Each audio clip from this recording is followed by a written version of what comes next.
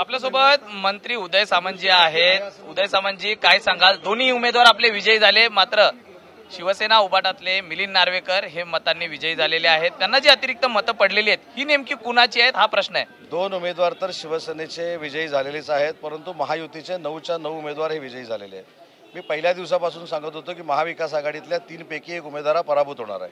आता मिलिंद नार्वेकरांकडे मतं होती 16, ते 22 पर्यंत गेले।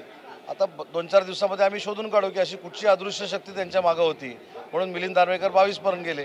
पण ज्या पद्धतीने पवार साहेब मागे उभे आहेत आणि तरी सुद्धा जयंत पाटलांचा पराभव झालेला आहे, याकडे कसं पाहता?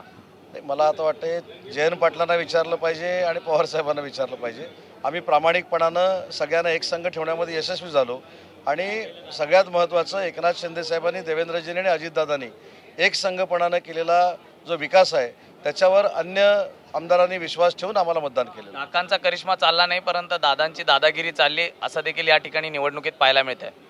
नाही, मला आता ते म्हणजे अशा पद्धतीचं काका पुतण्या ह्याच्यात मला जायचं नाही, परंतु या तिघांनी अतिशय चांगल्या पद्धतीनं एक संघपणानं काम केलं, म्हणूनच आम्ही या विजयापर्यंत पोहोचू शकलो आणि विजयश्री खेचून आणली। विधानसभेची ही नांदी ओळखली जाते, एकूणच निवडणूक विधानसभेला ही नांदी तर आहेच, पण विधानसभेच्या बाबतीमध्ये मी अनेक वेळा सांगतोय की खासदारकीला झालं ते काही विधानसभेला होणार नाही।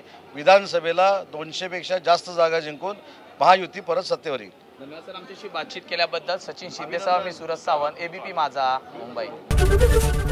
एबीपी माझा, उघडा डोळे बघा नीट।